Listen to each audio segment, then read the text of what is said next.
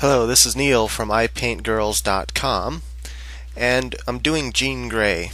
And what I do first when I start sketching is I want to get a feel for the overall size of my drawing.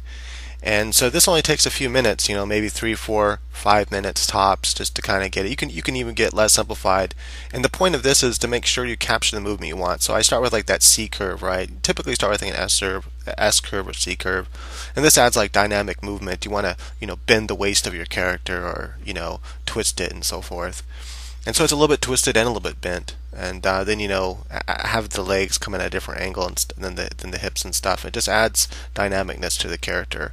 So that's what I'm doing. I'm just trying to capture the movement and get the basic proportions down there with the first initial sketch. I do it with pen, that way I can trace over it easily. You can also use a light box to trace if you want, but I'm just looking at. I just need to be able to see it barely. Now I'm going through with guidelines to make sure that everything falls on the proper lines that I want them to. I noticed that the shoulders were angled too much. They weren't straight like they should have been. Then I'm drawing guidelines where I know I want the new legs to be, because I didn't like where the legs were there. I wanted more movement. And so now I'm just going over it, and I'm tracing over the things that I know I like, and then altering the things that I don't like. And so doing this, working in stages really does help. It helps me a lot. I think I get better work this way when I, do a couple initial quick sketches with pen and trace over them, and then keep refining until I have something I like. Usually it takes 2 or 3 stages. In this case, I only do it 2 times. That is that I trace over it this one time, so I'm drawing 2 times with pen, and then next I'm going to start with pencil.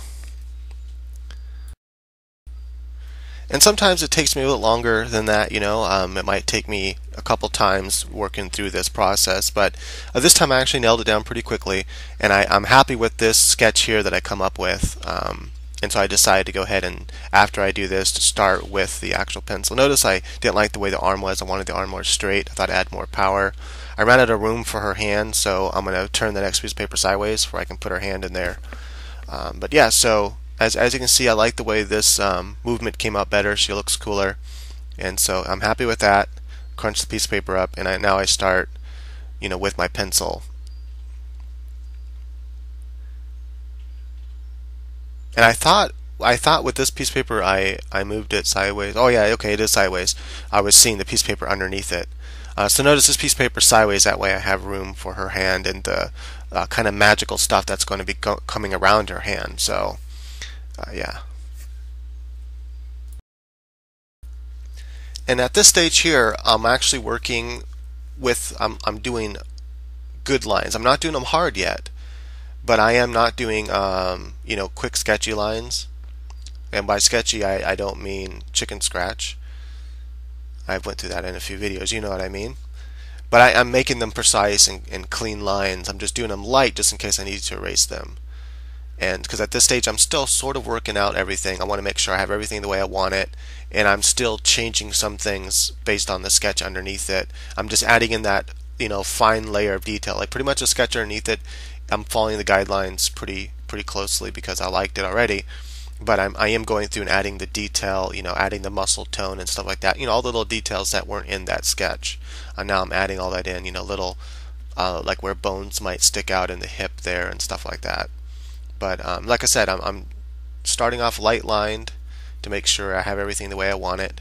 Then I'll go through and I'll darken the lines. And when you go through the darken lines, you want to make sure you go right over your initial line again, so that way you have nice clean lines. And when you do your line, make sure you just do one clean stroke. Don't do a bunch of little strokes to try to make one long stroke. And so I was just comparing it there to the original sketches to show you that. It went by so fast though, but I thought I put it there long enough that on the sped up version it would have been there longer. But anyway, the point is I just wanted to show that it's pretty much the same. I'm just adding more detail. Now the face, when you're drawing faces this small, notice it's about as big as my fingertip. And because I'm working on an 8x11 piece of paper, so you can see how big on that piece of paper. The head's quite small, like the size of a quarter maybe, or smaller. Smaller than a quarter because it's not round, but maybe about the width of a quarter. Anyway, the point is that working with a mechanical pencil, 0.5 mechanical pencil, is probably one of the easiest ways to get that detail into the face you need. And remember, follow the the rules of simplification that I showed in other videos. You can't get all detailed with the nose and stuff like that. You can only do that on, panels in which the person is zoomed in, where it's kind of a shoulder head shot, or pretty much just a headshot.